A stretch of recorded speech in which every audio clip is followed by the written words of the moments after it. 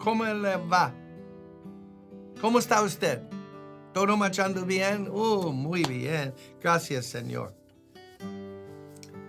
I trust all is well with you today.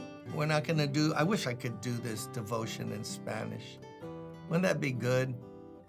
I ever tell you about the time I was in Ecuador and I was preaching and I had my dear friend who's the top flight interpreter you could ever have.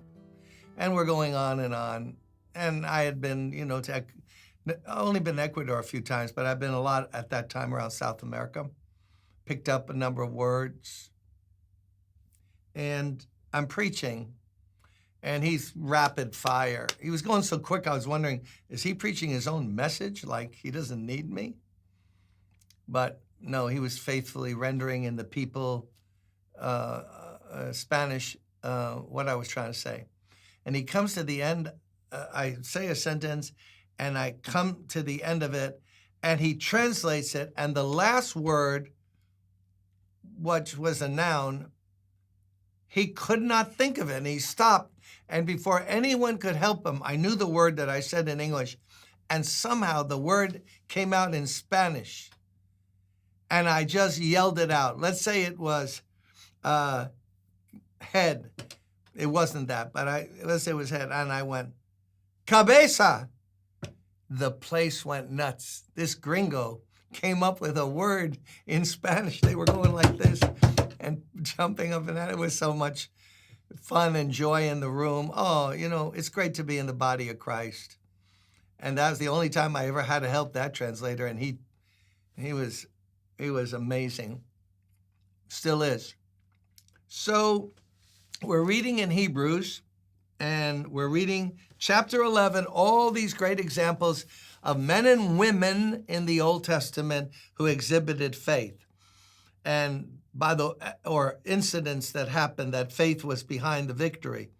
Verse 31, by faith, the prostitute Rahab, because she welcomed the spies, was not killed with those who were disobedient. So this goes right along with the previous verse. By faith, the walls of Jericho fell after the army had marched around them for 7 days. They obeyed God, even though it didn't seem to make much sense. God prompts you to call someone that it's important, obey by faith. You need faith to walk by the Spirit, because when the Spirit gives us promptings, they're not on your phone. He doesn't text us. So by faith, we have to step out, not be fanatical, but learn to hear and obey by faith the voice of the Spirit. So now Jericho walls came down by faith, but now what happened concurrent with that, actually a little bit before, they marched and got the victory by faith. The prostitute, Rahab, because she welcomed the spies by faith, was not killed with those who were disobedient. So they came, spies were sent out, some men from Joshua to size up Jericho, and living in the wall of the city was a prostitute named Rahab. And they were sizing up things, and the city was aware that the Israelites were coming. And she hid them when they came looking for them by faith. Imagine, she said later to them, listen, what happened out of Egypt, even though it was 40 years ago, we heard about that. Oh, yeah. It's not every day seas are opened up. And we heard what happened to the Egyptians. I know that your God is the only true God. So by faith, she sided with, shall we say, the minority. She wasn't an Israelite, but she sided with them by risking her life. She risked her life. All they had to find out was she was on the side of the Israelites, and she is gone. She's gone. So by faith, she dared. She showed courage by faith. And they made a covenant with her that when we attack and God gives us the city, we're going to spare you and your family. A little scarlet cord hung out of her window on the wall of the city. So Rahab comes up. You know, God is so amazing, isn't he? And faith is so honored. She was a prostitute, but God honors faith.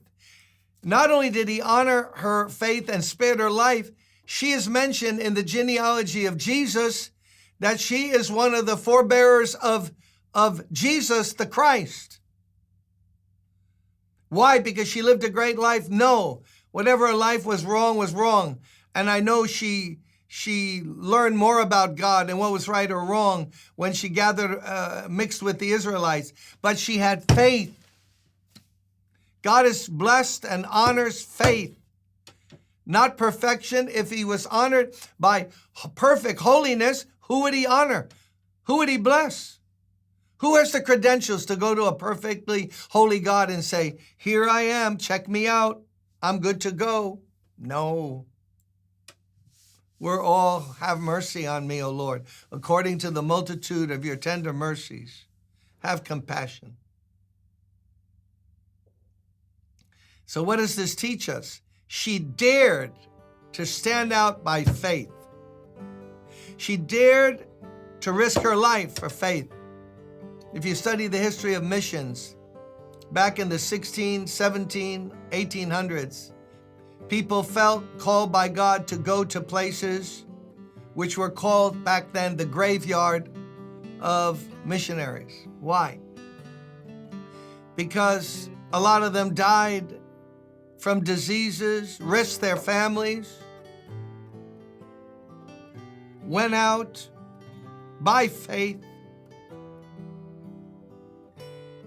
risked everything.